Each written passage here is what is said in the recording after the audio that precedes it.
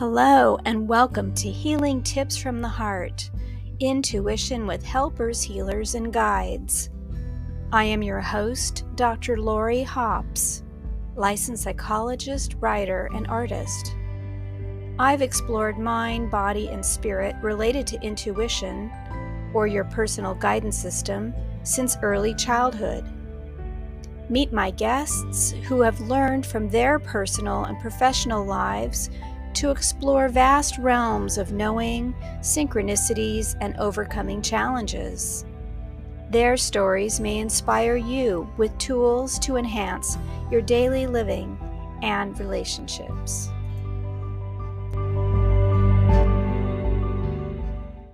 Hello, everyone, and welcome my special guest for today, Tayria Ward.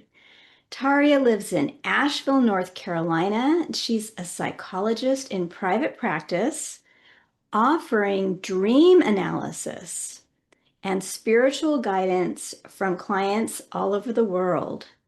She has worked with her own and other people's dreams for more than 50 years, and for the past 30 years has been an avid student of indigenous ways of knowing and being.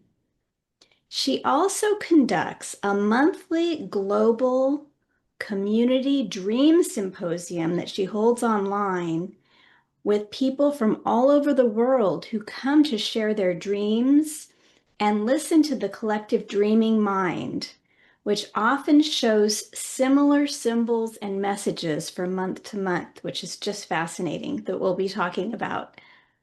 She also conducts small private dream groups and teaches all around the world with lectures and interviews. And she also offers oracle readings, which is just fascinating. So welcome, welcome. How are you today? I am well, Lori. Thank you so much for inviting me. It's so lovely to be with you. And I just ask good blessings on all your audience as we embark on this fun conversation. So it's an honor to be with you. Oh, thank you. Yeah, so I'd like the audience to know that I haven't yet had the pleasure to meet you in person. Maybe one day that will happen. I'd love that. Yeah, but I came across you from a summit that we were in together, and I was so intrigued by this dream symposium. And so I decided to sit in on your symposium the last 2 months, which is so generous. You offer it to the community and really go for about 2 hours. It's really, and with the recordings, it's just such a generous gift that you give. And I was so fascinated by the dreams, by the interpretations, by the sense of continuity through them. And I thought, oh, I would love to interview you for this podcast. Aw, thank you. You're welcome. So I'm wondering about the origin of this work that you're doing, and maybe from the Dream Symposium, but maybe also what puts you on this path?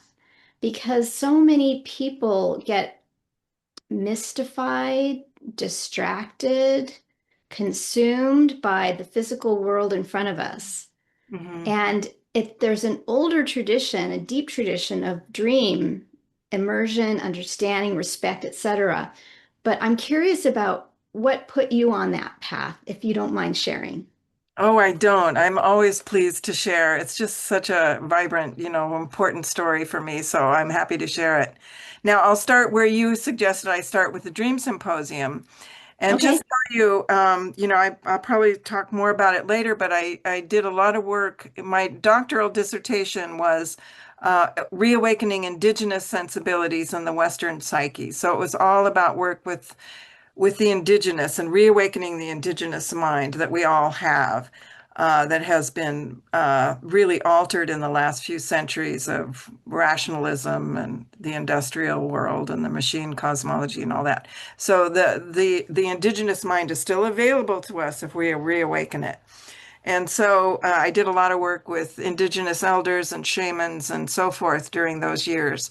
And I always was really attracted to the idea that the indigenous people wake up in the morning. Usually they'd start their day about 4 in the morning, get the whole village together and listen to the dreams of the community. And from the dreams, they know it's like reading the morning newspaper. It's like, this is what's really going on. This is what the guides, our higher selves, the matrix of life wants us to hear today. And they would get the most practical things from, when to plant, when to hunt, when danger's coming, how to conduct the affairs of the community, as well as very cosmological information about what to, like open themselves to or think about. And then they, like 4 in the morning, they get together for this gathering, and sometimes they go to bed, back to bed, and sleep for another couple hours, or they wake up. And so I was sitting in my office in downtown Asheville, um, and listening to these dreams, and some of them were like, this dream is not just for me and this dreamer. This dream is for the whole world to hear. It's like a myth or a story, something that is important and timely, and it shouldn't be just for me. So what do I do with this? I wish that we could do what the indigenous people do, like tell us what is coming in these messages and the dreaming. So I was talking to my friend Jocelyn Starfeather about this. This frustration is like, should I write a book about it? What should I do? And so we came up with the idea of the Dream Symposium. It's like, well, okay, well, every month for 2 hours, we'll sit down and listen to the dreams of the community, just like the indigenous people do. So it's their tradition that we're carrying on here, and it's been so valuable. And we've done it every month since the February of 2017. So what's the math on that? 9 years or something? Anyway, Wow, it's coming been up. a Yeah. long time. Yeah. And it's, things don't last that long in this day and age. We're kind of flighty, but this one has stayed, and it just is a really powerful community that has built around it, and everybody's welcome and invited. That's my free gift for everybody today. So that's the origin story of the Dream Symposium. Now, the origin story of my work with dreams, I love to tell too. Um, when I was, well, first of all, as a child, I had very vivid dreams and learned early on that nobody else was interested in my dreams. It was this really vivid, interesting life. It was like I was reading a book every night of all these, stories and interesting things going on, and I'd try to talk to somebody about it, and there seemed to be very little interest in it. And I will say that to our whole community. That can be a tragedy for a child. Listen to their dreams. Ask them about their dreams. Open space if they want to talk about their dreams. This is really an important part of life, and I'll say more about that as we go. But um, so when I was, and so I learned it was just my private life. I just learned that's what it is. It's just something I carry privately. Then, when I was 24 years old, I met this woman through a friend who was a spiritual teacher. And one of the main things that she uh, asked her students to do was write down our dreams nightly. And she could, it's amazing. If you told her your dream, she could read so deep into it all. You just knew, oh my gosh, there is a whole library of wisdom in this one little dream that I had last night. And so she was the one that awakened in me. And then I was with her organization for 20 years. I was ordained, and it was a interfaith community. So we studied all the world's religions and prophets and science and all of that in this community. So, but the dreams were like something that with my husband at the time and all my friends, we talked about every day. That was just part of how we lived, is whatever was coming in our dreams. Um, and I was speaking a lot as a minister. I was speaking regularly, and my dreams were part of the texts that I used. It was part of what informed me what to talk about, and little nuggets, almost like scriptural nuggets that would come right out of my dreams. And so they've always been, a really a through line through everything in life. I'll tell you a little more as we go, but I have 50 years of dream journals. Uh, Mm, yeah, wow. 50 years, and I still go back to them, and they still talk to me. I can remember vividly, as if it happened last night, dreams that I had 35 years ago that still, come up in, certain conversations or in things I'm teaching that still have, like scriptural passages do. They just have this timeless wisdom in them. So, Wow. and then when I resigned from this organization, it was like I was stepping away from religion finally, and Okay. which was, a very hard decision for me to make at the time, but it felt like I needed to grow in a different direction. So I decided to get my doctorate in depth psychology because I wanted to learn Jung and Freud's approach to the dream.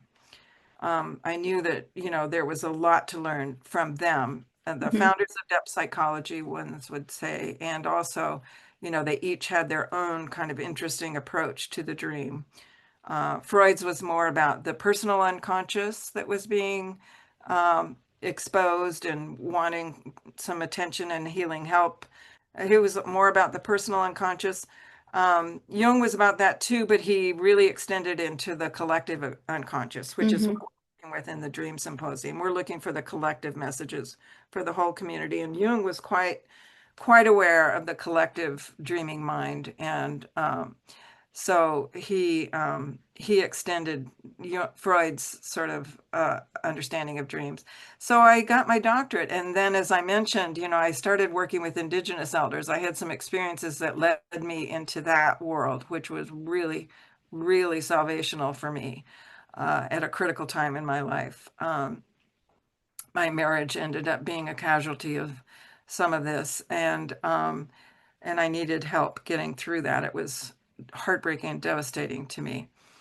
It was like that's what made me fall into the lap of these indigenous elders. I said, I need a vision quest. I need a Oh. sweat lodge. And I didn't even know. It's like that came from the dreaming mind, Hmm. out of nowhere came, I need a sweat lodge. I didn't even know that I knew the term. And so I investigated and went to a sweat lodge. Then when I was in the sweat lodge, I heard I need a vision quest. Hmm. And so I asked the lady who was leading the sweat lodge, this Native American woman in San Fernando Valley of Los Angeles. In her backyard, she had this sweat lodge. She was great. So I asked her about a vision quest, and she took me on one, and those were life-changing experiences. And so then, in my studies with indigenous elders and reading and experiencing, the dreams are very central to the indigenous world. And what they introduced me to, which I'd never been quite so aware of, but it just made absolute sense to me, is the concept of the dream time. Yeah. And that's a dimension of this reality that we live in, that we live and move and have our being in the dreaming at all times. And our conscious waking mind has forgotten. We have to go to sleep to remember that we have this whole life, and these things that we do and learn and see, and people we know in the dream time, that is an actual dimension. It's just another dimension from this 3D world that we live in our waking consensual reality. Now, indigenous people used to know that at all times. So they, the Aboriginal people think the Western person has gone insane because we only dream at night. Hmm. Whereas they step in and out of the dreaming consciousness at all times. They'll step into this consensual 3D reality we have here, but the part of their consensual reality is that they can step into the dream time, waking and sleeping. So I learned about that dimension of ourself, our souls, our psyches um, through these studies. So the indigenous studies became uh, extremely important to me. So living in Los Angeles, I decided to, after my last daughter went off to college, I moved to the mountains of Western North Carolina and started a retreat center where I could lead vision quests. I had a Oh. sweat lodge there, and we worked dreams. Um, and so I would do retreats, 4-day retreats about every 3 months for all the years that I lived out there, 9 years. Then I moved into Asheville, and now I just have one-on-one clients where I work with dreams. So that's sort of my long trajectory. Wow. But the dreams, since early life, and then certainly since I met my teacher, who has me had me writing them down and really giving them such importance. The dreams have been a through line through all of my life's choices. So um, there's my personal history with all that. Oh, thank you for sharing that rich, rich story. Yeah. It almost reads like a fairy tale. Thank you. Yeah. You know, the delight, the horror, the magical encounters that lead you to the next unfolding, how you connect through community with all of it, the communities that you build. I mean, I'm just kind of like feel like I'm sitting around the campfire. Thank you. I love that. Yeah, I think stories are so, they contain all of it, right? Yes, I Right. have so many questions, Okay. or points of reflection, not so much questions. I guess the first thing is for me to share a little bit about my own story. I'd love to hear it. Yeah, with dreaming. So I've always been like, I didn't know that other people didn't have movie type dreams every night. Uh-huh. People would be like, "Oh, I had a dream." And they're like, I'm like, "Oh, what was it?" And they're like, I like opened the yogurt and then I ate it. I'm like, and then what happened? Like, where are the dragons? And oh, come on, where's the storyline? Uh, Where's the multiple characters? When were you yeah. flying? And they're like, no, I just opened the yogurt and I ate it, but I don't re usually remember my dreams. And I'm like, oh my God, I must be some weirdo because I dream in these like epic, multi-layered, like whatever. So I just, I, similar to you, I felt cut off from Hmm. sharing too much about dreams, you know, or I would share a portion sometimes. And so because it takes a special kind of grace for the listener to hold the dream, Yeah. because it is such an internal experience. It's so idiosyncratic. And so anyway, I started journaling too, to kind of capture what I needed as a reflection. And it was so interesting to see how um, visual moments in the dream when I wrote them when I read them back, I realized that they were puns, they were metaphors. There was all kinds of language that was Uh-huh. buried in the visual interactions of the dream. So, anyway, so that was kind of cool to see the depth coming through. And then similar to you, but not in such a deep way, I was aware of and studied a little bit about psychodynamic approaches to dream analysis and so on. But the thing that really opened me more was reading Seth Speaks by Jane Roberts. She had Uh-huh. channeled Seth Speaks in other books. And there they talked a lot about the psychic reality of dreams and other aspects of consciousness. And that really blew my mind. That was when I was in a cognitive behavioral graduate program. And so I kind of had this deep secret of, I'm reading channeled material, how to keep it quiet, So anyway, that really opened up the understanding for me that this is in many ways a more real world than the one that we call home, Absolutely. and had all kinds of precognitive experiences and wound up meeting people later years that I dreamt of earlier that I had no idea how that was going to all happen. And it kind of went from there. And so I'm like you, I really respect the dreaming life as Hmm. being potent and alive. And I have found that it does infiltrate my waking time at That's times, as do other aspects of reality. So, anyway, I just really appreciate you sharing this tender, private, but universal aspect of living that's so important. And I hope that your story is an inspiration for other people to feel comfortable, more comfortable maybe, and to have a place, realizing that they're not alone, and to befriend the dreams, even the scary ones or disturbing ones, they all have messages for us. It's like there's this grand writer, creative writer who's been assigned to each of us individually to drop in the perfect messages at the right time. So anyway, those are just some of my responses to your story. Oh, I love hearing your vivid dream life. That's really such a gift, and I loved hearing you say when you write it down all of a sudden, and I want to say to people who are kind of new to this, write them down, keep a dream journal, like your own special dream journal, because the dreams know that you're respecting them when you're writing them down. And isn't it interesting that once you write them down, is there something about the action of writing it down? It starts to download. Then it's like, oh, that's why this was in the dream. Or during the day, it will start to unfold. So there is something so powerful about the taking the respect and the time with your unconscious that is speaking to you, and the collective unconscious, and the global dreaming mind is speaking to us. So taking the time to respect that and know that, it starts to unload. And even the little dreams, I opened the yogurt and I ate it, you know, a depth psychologist can go a long way with that. What is yogurt to you? Is it like mother's milk? And why was this coming to you now? Is it something that you're consuming now that is, providing some kind of nourishment that you need and that you want. So you can go a long way with even the simplest dreams, and writing them down starts to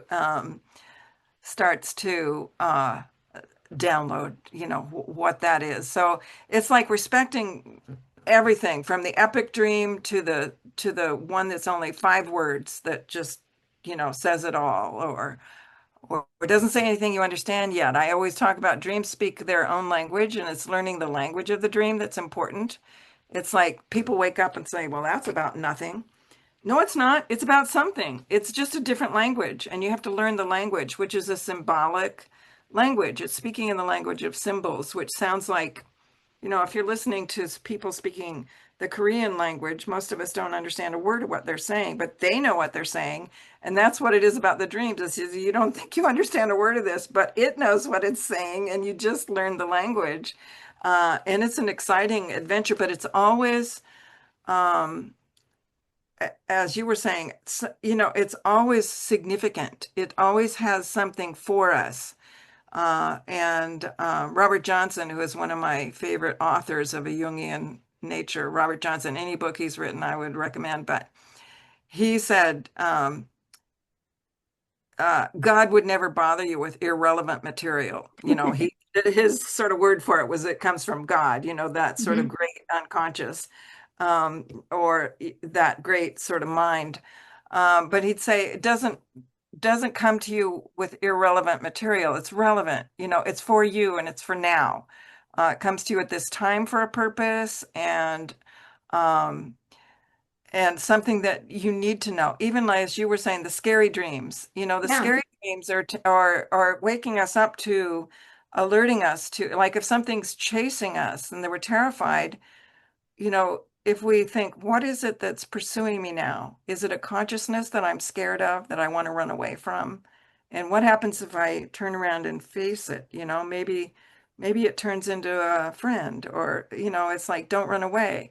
Or maybe it's something that, that we are being warned about, but it's working with it that will give us that. And as Jung said, the dream is always on your side. It's not coming to frighten you, admonish you, punish you. It's always coming to give you what your best friend would give you. So yeah. I have a question for those who are starting their journal. Have you found that it matters whether you type, vocally dictate, write on pencil and paper? Do those modalities of capturing the dream matter? Well, I think that's for everybody to find their own way. One of Jocelyn Starfeather, who does the symposium with me, she just puts them on a audio file and Okay.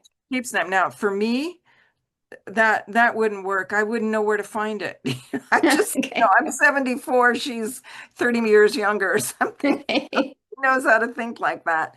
But she can flip through her phone and find that dream she had in 2016. She can just do it. She knows Wow. how to do that.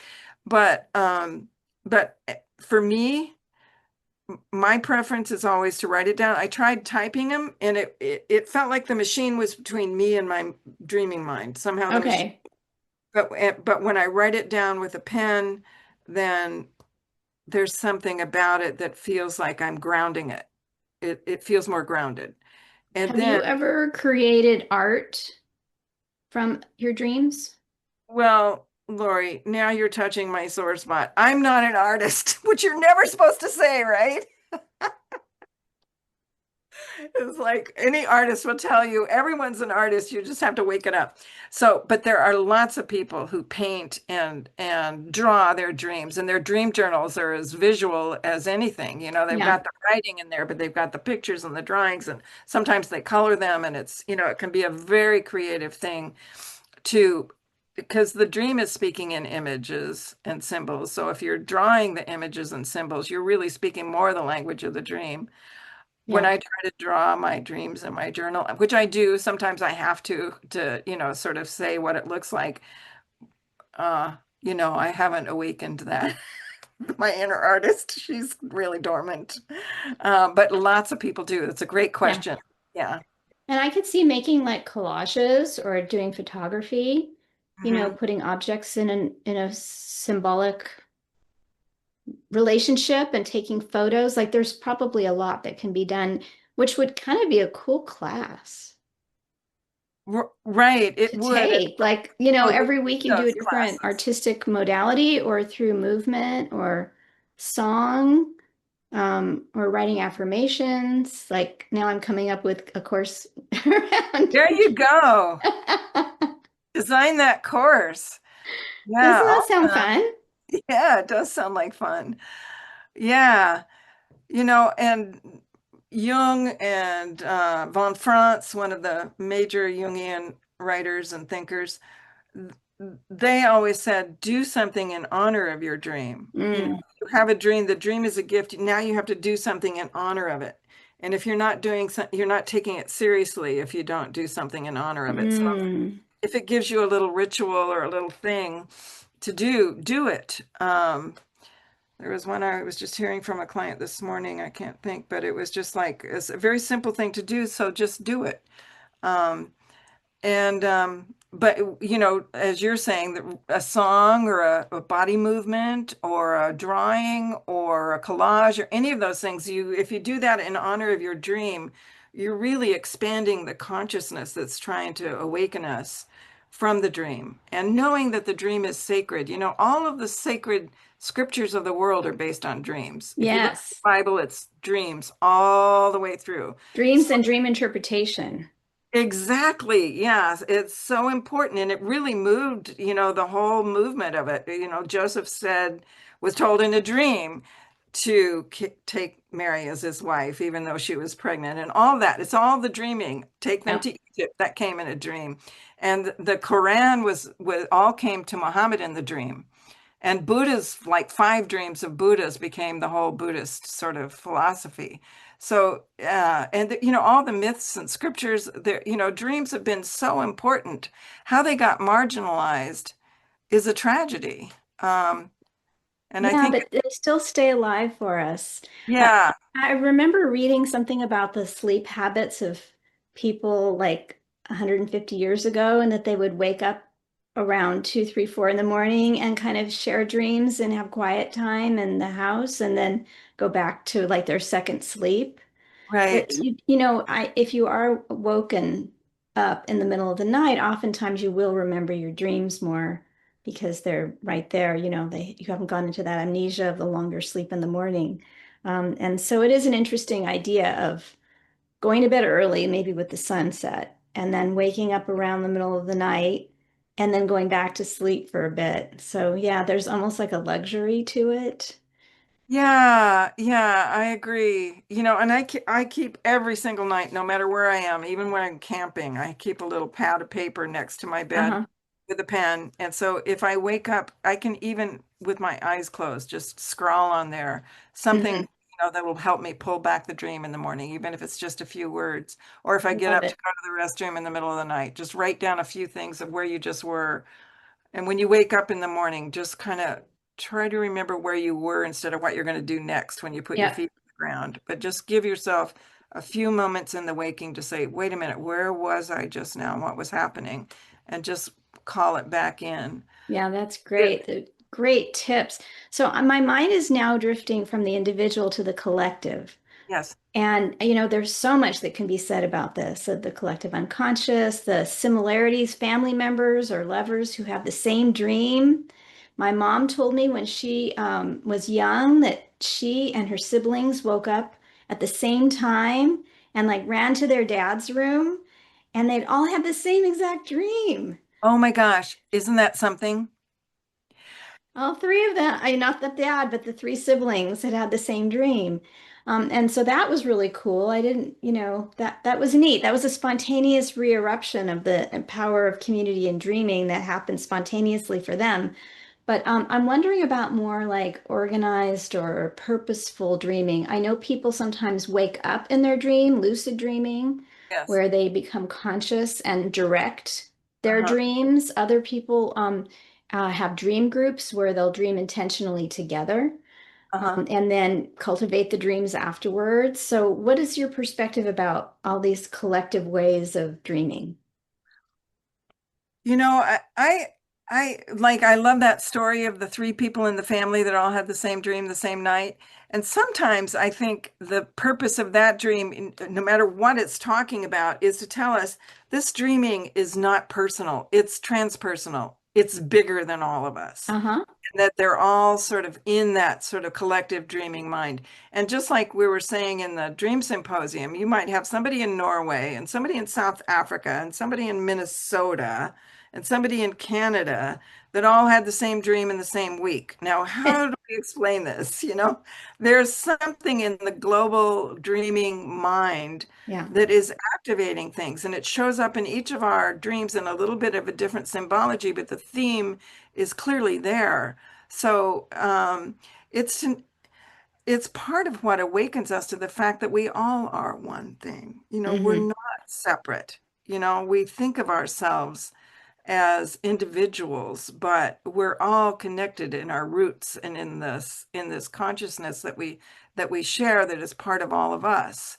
And I think the pathology started to happen when we began to think it's all part of the individuals, and then we don't know how to understand ourselves as part of a whole and how to work together with that, knowing that instead of me against you, it's us together.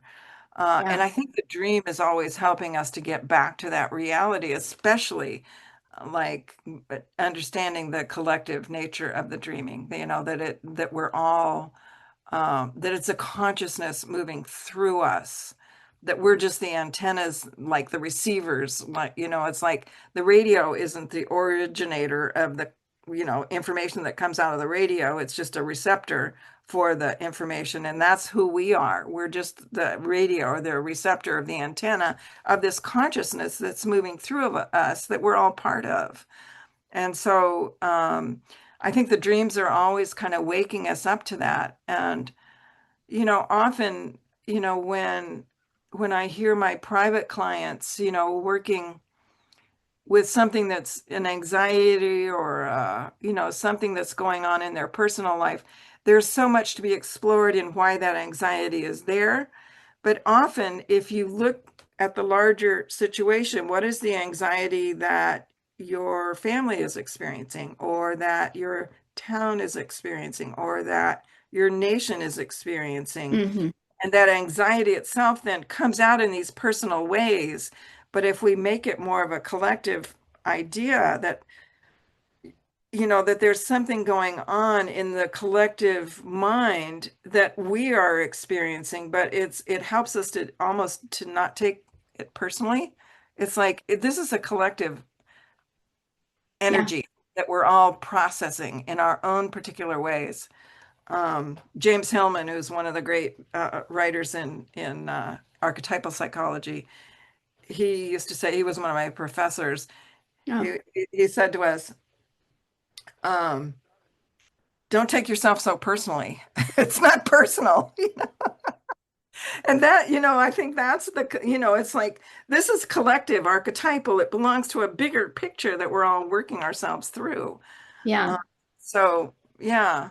Thank you. Do you have any examples, maybe from yourself or clients or the Dream Symposium, of when the collective dreaming pointed you or others in a direction that was maybe unexpected or helpful? Let me think. In the Dream Symposium, it's something different every time, it seems like. And like, okay, let me think of one. This young, beautiful woman from Canada has these amazing dreams, but and I wish that I could remember. I should have maybe That's looked at, fine. but I don't remember the language of it. But in the dream, she saw that there's the earth and there's the new earth, and that they're both here, they're both present, they're right now. And there's something about the vibrational field of the new earth that's being activated. But that's what I wish I had the words for, because it was beautiful how she described it, sort of the field in the new earth. But the idea is that we're not aware of it. It's here, it's already now. And that to me is a collective message, this sort of new earth, this new evolution of consciousness. Hmm. It's already here. It's not that it's some kind of distant future that we have to die to go to heaven to get there, or that we have to wait another 500 years before we'll evolve to get there, or whatever. It's here now. And we just need to awaken our consciousness, ourselves, our whole being to the frequencies of the new earth. But it's here and it's present. And her dream explained it just perfectly. Wow. And I felt like all of us were in this receiving this message that this is what we need to do, is just awaken to the fact that, and sometimes I think of like the Garden of Eden, we left it. And part of it is because we walked away from that consciousness. We started thinking of ourselves as individuals instead of a part of a collective. The Garden of Eden, whereas everything was, like awake, the plants and all of it were in harmony with each other. The Garden of Eden is still here too. We just left it. We can go back. It's right here. It's in our cells. It's available. It's not that we're these cast out people if we don't want to be. So, and I think the dreams are always leading us back into these bigger stories. Um, I love how the fairy tales, this is one of the things I loved about the fairy tales when I was a little girl, was that they all got to be raised. It's sort of interesting how that they have it. They got to be raised by the fairies and the gnomes and the elves in the forest, and that sort of vision quest was how they started their life, was, being away from the sort of collective consciousness into this nature consciousness, and Yeah. that was what immersed them. So they were ready then to meet, you know, join with the prince, which is the greater consciousness. It was the whole story is right there, but it's that embeddedness in the sort of Garden of Eden, yeah, sort of nature spirits. And I always thought I'd love to be raised by fairies. I love my parents. I have no complaints there, but I thought that was the part I loved the most. You're making me remember that the first play I was in, I played one of the three fairies in Sleeping Beauty. Which one were you? It was an adaptation of the story, Uh-huh. almost a parody, and so we weren't really distinguished. Oh, It's I just the see. three of us with little wands. Yeah, I think there's still some of that fairy energy in me now. But They're real at their own level, in the dreaming level. The imaginal world is real. So yeah, yeah. Oh, I love what you're saying about going into the forest with the magical creatures or the interdimensional beings, and then you emerge because all the fairy tales start off with some kind of trauma. And then there's an emergence after the magical encounter or the deep sleep or whatever it is, the invitation into the non-ordinary states.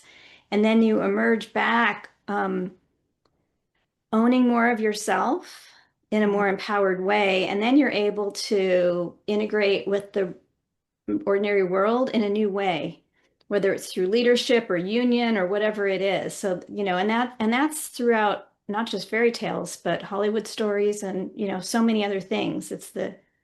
You have to kind of break free from the spell. There you go. And it's those spells in the dreams. And I feel like, the sort of collective mind now is this spell.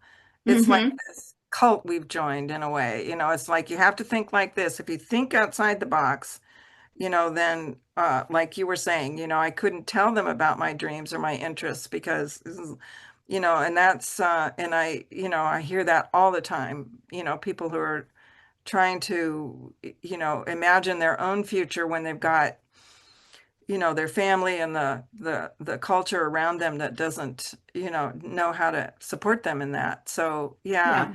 it's a spell.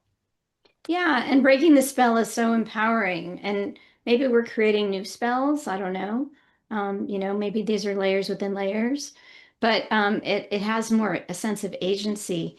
I interviewed, excuse me, Dr. Larry Burke, who's a radiologist, and he wrote a book about women who had dreamt about breast cancer and it saved their lives.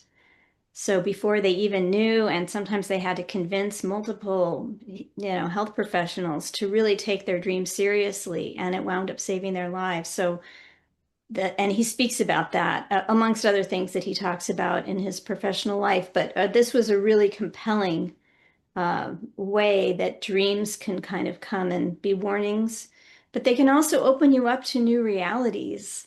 Right, absolutely. Yeah, one of my neighbors told me the story that she had a dream where her mother who was on the other side, came and touched her on her chest. And so she knew to go to the doctor. And sure enough, she had a breast cancer. Wow. But her mother came and touched her, like showed her that she had this breast cancer. So that came in the dream, and they caught it early, and she went through the treatment. But she might not have discovered it for some time except for that dream. And Yeah. I'll tell you this is a cute story. My grandson, who's 10 years old, he had an emergency appendectomy this last weekend. He was in the Oh hospital. my. Yeah. And, an appendectomy is not a serious problem. Thank God. It's like for if you're going to have emergency surgery, that's the one to have. But he was telling me just last night, he said, you know, I had a dream, and he said it wasn't actually a dream asleep. It was like when you go into that dark place in the mind. And I knew, he said, just a couple weeks ago, I went into this place where I knew there was going to be an injury and that I would have to miss school for several days. Wow. He got this like 2 or 3 weeks ago. And that's what I'm talking about is the dreaming mind. Yeah. That's that sort of place where we have these premonitory pieces of information. But he's 10 years old. And he was telling me, I already knew this was going to happen. It's like my psyche prepared me for this, Yeah. use those words, but I knew it was going to happen. Isn't that so interesting? And this is, when you get into the dreaming, it's awake and asleep. You're in that in between realm where all the information is. Yeah. Yeah.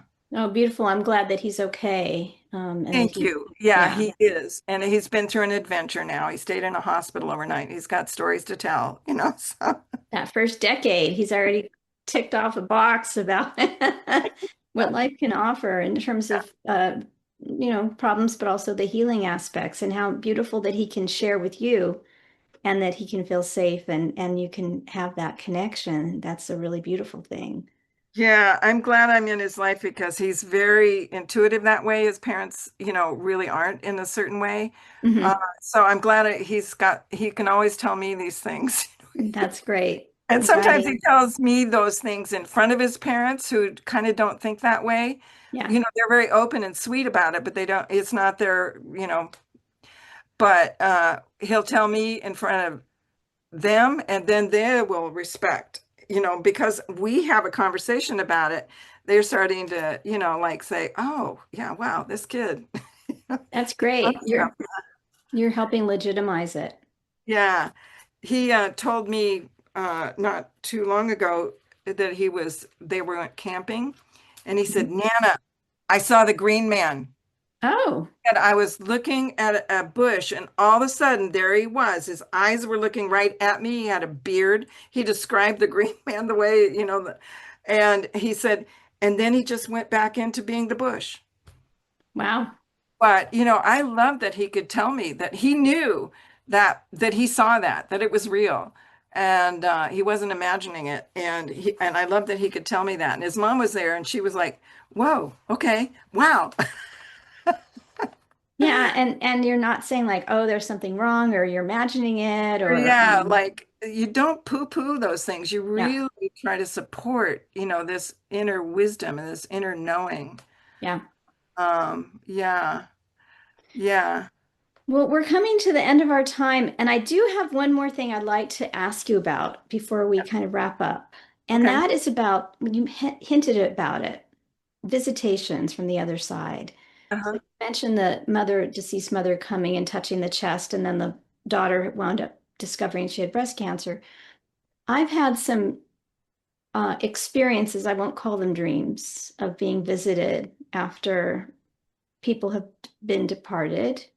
And one of the ways that for me it distinguishes from a dream is that usually in the space and the imagery is in a separate location.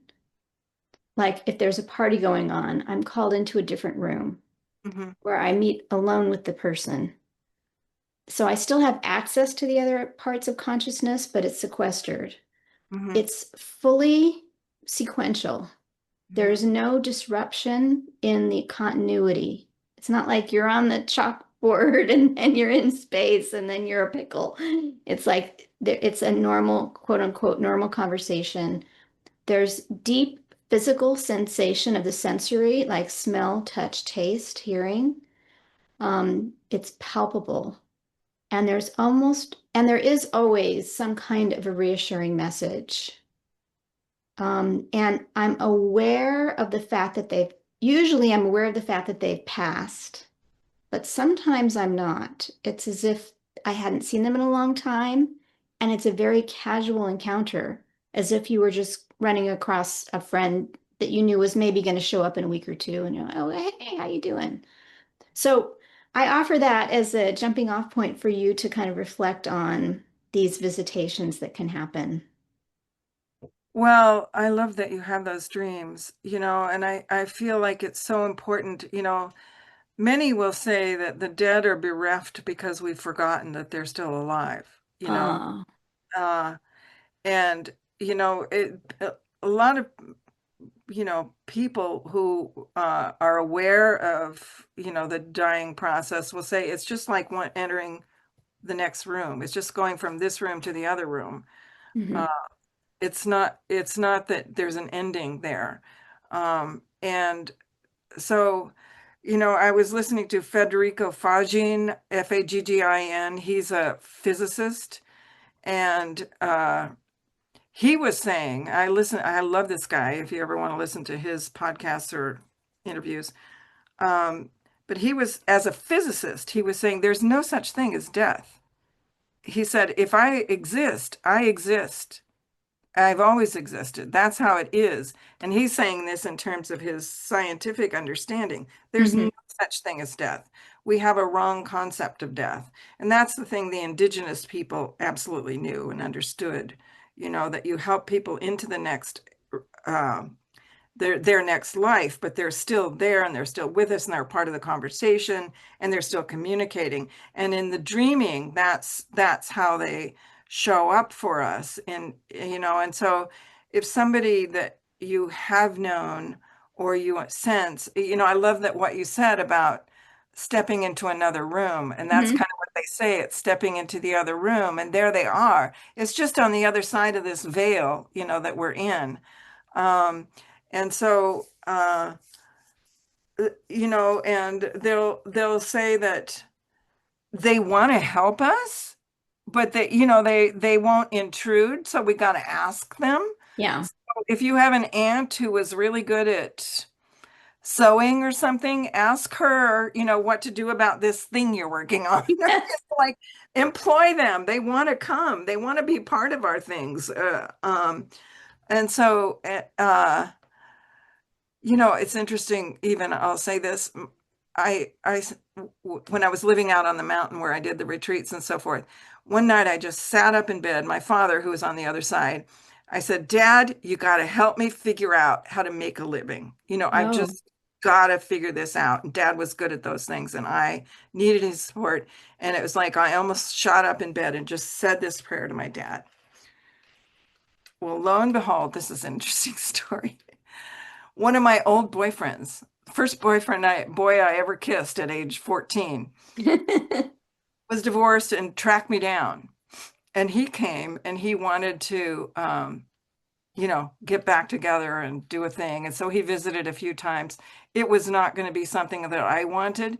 But he said, when I was driving here, I felt your father over my shoulder the whole time.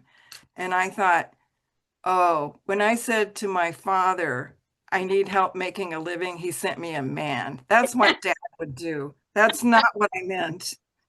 But he was trying to do what he would know to do. And that, that those kind of things let you know when they're on the other side, they're all of a sudden illuminated. They're still themselves. They're still on their evolutionary journey. And that's just what Dad would do. I'll send you a man, he'll take care of you. It's like, no, Dad, thank you anyway, but no. And here I was hoping that maybe this old boyfriend had like a business idea for you. Yeah, that would have been nice. No, he just wanted to sort of take over my life Okay. in a sweet way. He wanted to take care of me. That's what Dad wanted it, but that's not what I wanted. Yeah. Oh, that's so So great. yeah, so those things will happen, but just, talk to your loved ones, who departed loved ones, Mhm. talk to them and know that they feel abandoned when we forget them. It's like we don't need to do that, forget them. Uh, Yeah. And so there's religions, right now we're coming in, so we're recording this almost at Halloween. Dia de los Muertos, Day of the Dead, right. which is really an Yeah. ancestral honoring time. In different religions, there are pilgrimage times and memorial times, lighting a candle, putting out pictures, offerings of what the ancestors enjoyed in different religions, the fruits that they liked, or even alcohol, cigarettes, Right, exactly. Their favorite, whatever. right? Right. Yeah. Stuffed animals. Yeah. Yeah. Yeah. And keeping it alive. So, but not everyone has those cultural ties. And so, I love that you had a bridge to the dream world through the ancestral teachings. Uh-huh. And what I have been encouraged to do by some of my teachers is to make sure that I'm really looking at the gems from my own personal ancestral lineage. And a lot of people maybe don't know. The stories have been lost, or in the family line, or they've never actually looked. Uh-huh. But, in places that we think of as being, oh, there's no ancestral roots, that's not true. It's there. Uh-huh. And you can, even if you can't find it online or by talking to people, you can ask for clarifying dreams.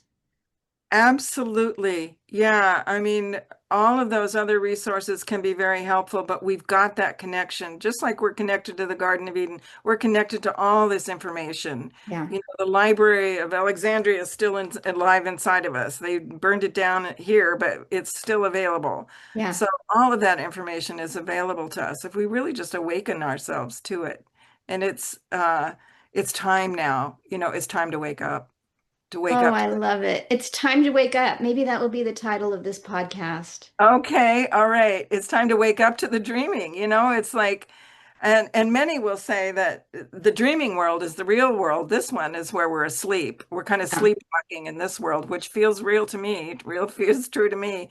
And then we go into the dreaming. That's where the real world is Yeah. the more That, yeah, I true think world, the depth world. Yeah, the movie The Matrix spoke to a lot of people in that way, in the way that I think that The Wizard of Oz did for other generations. absolutely. Yeah, that's a good point. Yeah, Yeah. that was really an impactful movie, right? Yeah. Oh, Yeah. this has been so much fun. Yeah, I've really enjoyed it, Lori. It's just really fun to talk to you. I really, really enjoyed it. Yeah. Is there anything else you'd like to share before we say goodbye for today? I brought this quote, which is one of my favorite quotes, Okay. by a man named Anthony Stevens in his little book called The 2 Million Year Old Self.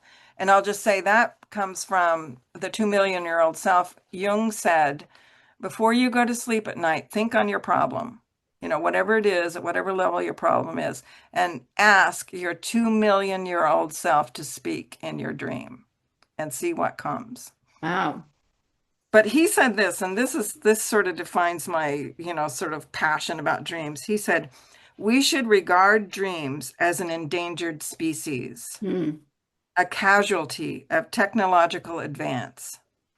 Dreams are an oasis of spiritual vitality. They represent our primordial habitat, our last wilderness, and we must protect them with as much fervor as the rainforests, the ozone layer, the elephant, and the whale. And so I feel like that's my life's work, is to protect the dream, like many are protect the whale or the ozone layer, which I do all those things too. But, it's like protect the dreams. This wisdom has been with us from ancient times. We've always known about it. And there's something about this technological mind that's taken over the rational mind that excluded it. So let's protect it, and enliven it, awaken in the dream.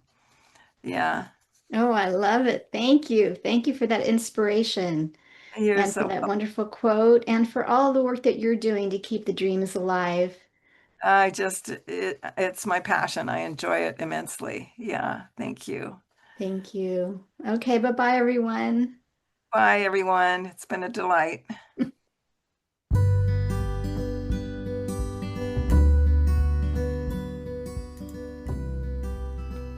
Thank you for joining us for today's podcast.